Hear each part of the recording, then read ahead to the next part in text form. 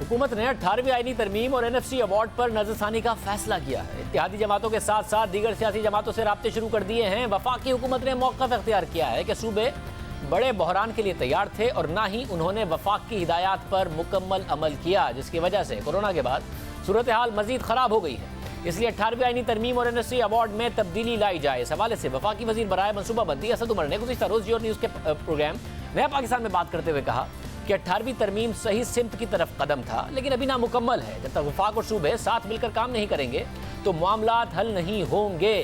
حکومت کا کہنا ہے کہ 18ویں آئینی ترمیم میں تبدیلی کی جا سکتی ہے، مگر سندھ حکومت اور پیپلز پارٹی کا سخت رد عمل سامنے آ رہا ہے۔ 18ویں ترمیم سے متعلق پیپلز پارٹی کے چیئرمین بلاول بھٹو زرداری نے BBC کو انٹرویو میں کہا کہ ملک کی قیادت کی ذمہ داری ہوتی ہے کہ وہ قومی بحران کے موقع پر مشکل فیصلے کریں، لیکن یہ پہلی بار ہوگا کہ وفاق اور وزیر اعظم صوبوں سے لا تعلقی کا اعلان کر رہے ہیں۔ انہوں نے کہا کہ وفاقی حکومت 18ویں آئینی ترمیم کی غلط تشریح کے ملک کے لیے ایک جامع حکمت عملی بنانے کی اپنی ذمہ داری سے دستبردار نہیں ہو سکتی۔ پیپلز پارٹی شدید مخالفت کر رہی ہے۔ نون لیگ کیا کرے گی؟ احسن اقبال صاحب ہمارے ساتھ موجود ہیں، سیکرٹری جنرل نون لیگ۔ احسن اقبال صاحب بہت شکریہ۔ احسن اقبال صاحب، ظاہر ہے ڈیولوشن نہ ریورس ہو یہ بڑا اہم ہے، وفاق کو مضبوط ہی کیا ہے، صوبوں کے پاس جب اختیارات آئے ہیں، مگر 18ویں ترمیم پر سرے سے بات نہ ہو، کیا نون لیگ بھی اس کی حامی ہے؟ کم از کم بات ہو سکتی ہے کہ وفاق اور صوبے مل کے کام کر سکیں، کوئی راستہ نکال سکیں؟ دیکھیے اس کی دو باتیں ہیں۔ ایک تو یہ ہے کہ 18ویں ترمیم جیسے آپ کو پتہ ہے کہ قومی اتفاق رائے سے ہوئی تھی، اور اس کے ذریعے ایک بہت درینہ مسئلہ جو صوبائی خود مختاری کا پاکستان میں چلا آ رہا تھا، جس کے نتیجے میں ہمیں مشرقی پاکستان سے بھی ہاتھ دھونا پڑا، تو 18ویں ترمیم میں تمام سیاسی جماعتوں نے صوبائی خود مختاری کے مسئلے کو حل کر دیا تھا۔ لہٰذا اب اگر کسی بھی لحاظ سے یہ کہا جائے گا کہ 18ویں ترمیم کو ریورس کرنا مقصود ہے یا اس کو تبدیل کرنا مقصود ہے، اس سے نئی فالٹ لائنز پیدا ہوں گی اور یہ ناقابل قبول ہوگا۔ دوسری چیز یہ ہے کہ 18ویں ترمیم پر عمل درآمد کو کیسے مؤثر بنایا جائے۔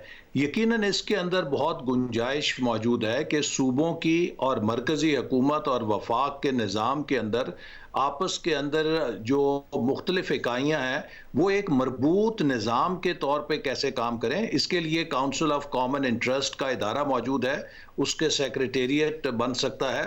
اور اسی طرح جو میرا ذاتی تجربہ ہے، میں نے 3 وزارتوں میں، پلاننگ منسٹری میں، انٹیریئر کے اندر، اور پھر ہمارے پاس ایجوکیشن کا بھی کچھ دیر چارج رہا ابتدا میں، چونکہ یہ ڈیوالوڈ سبجیکٹ تھا، تو ہم نے انٹر پروونس منسٹرز کمیٹی کو بہت مؤثر فورم کے طور پہ استعمال کیا، اور میں سمجھتا ہوں کہ اسی کے ذریعے آگے کام ہو سکتا ہے کہ تمام وہ شعبے جس کے اندر ڈیولوشن ہوئی ہے وہاں پہ انٹر پروونشل منسٹرز کمیٹی بنائی جائیں جن کا پرماننٹ سیکریٹریٹ ہو، تو جو جس قسم کی کوئی کمی نظر آ رہی ہے حکومت کو وہ دور کی جا سکتی ہے۔ لیکن اگر یہ کہا جائے کہ یہ ڈیولوشن کو ریورس کرنا چاہتے ہیں یا یہ 18ویں ترمیم کو تبدیل کرنا چاہتے ہیں تو اس کے لیے کوئی بھی تیار نہیں ہوگا۔ ڈیولوشن کے لیے کو ریورس کرنے کے لیے نہیں تیار ہوں گے، مگر ویسے بات ہو سکتی ہے، آپ یہ کہہ رہے ہیں، مگر ساتھ میں بھی بتائیے گا کہ ویسے 18ویں ترمیم تو دور کی بات ہے، جن چیزوں پر اگریمنٹ تھا اس پر بھی نہیں کام ہو سکا۔ ظاہر پارلیمنٹ کا سیشن ہو نہیں رہا،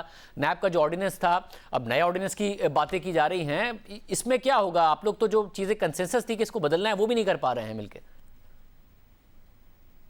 جی، اس کے اوپر ہم دیگر اپوزیشن جماعتوں کے ساتھ بھی مشاورت کر رہے ہیں۔ دراصل اس حکومت نے پارلیمنٹ کو بالکل بے وقت کر دیا ہے، اور اس سے پہلے بھی آپ نے دیکھا کہ انہوں نے آرڈیننسز کی ایک پوری فیکٹری چلائی ہوئی ہے، اور پارلیمنٹ کے ذریعے قانون سازی کرنے کی بجائے یہ آرڈیننس پہ آرڈیننس جاری کرتے ہیں۔ اور ابھی آپ دیکھیے جو مذاق ہوا ہے کہ پارلیمنٹ کے اوپر جو مشیر تقرر کیے گئے ہیں وہ بھی ایک ان الیکٹڈ بندے ہیں، اور لہٰذا یہ حکومت کی اس کنٹیمپٹ کی علامت ہے کہ حکومت پارلیمنٹ کو وقت نہیں دیتی۔ کیا پی ٹی آئی کے اندر منتخب سینیٹرز اور منتخب ایم این ایز میں کوئی ایسی شخصیت نہیں جو پارلیمانی امور کو چلا سکے؟ تو لہٰذا اگر یہ قانون سازی آرڈیننسز کے ذریعے کریں گے تو یقیناً یہ چیز ہمارے لیے قابل قبول نہیں ہے۔ اور اس سے پہلے نیب کے اوپر ہم ان کے ساتھ کئی میٹنگز کر چکے ہیں، اور اپوزیشن کی طرف سے تمام تجاویز سینٹ کے اندر بھی موجود ہیں ٹیبل کے اوپر، اور نیشنل اسمبلی کے اندر بھی موجود ہیں۔ لیکن حکومت اگین میں یہ کہوں گا شاہزیب کہ یہ they are in two minds, ان 2 قدم آگے چلتے ہیں 4 قدم پیچھے چلتے ہیں۔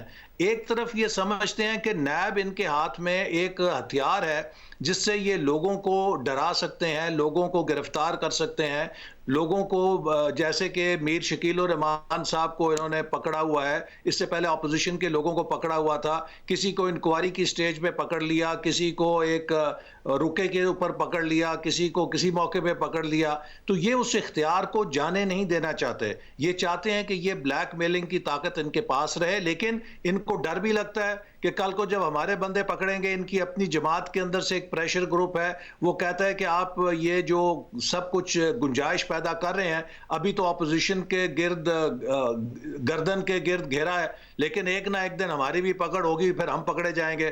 تو وہ کنفیوزڈ ہیں، ابھی تک ان کو پتہ نہیں ہے کہ وہ کرنا کیا چاہتے ہیں.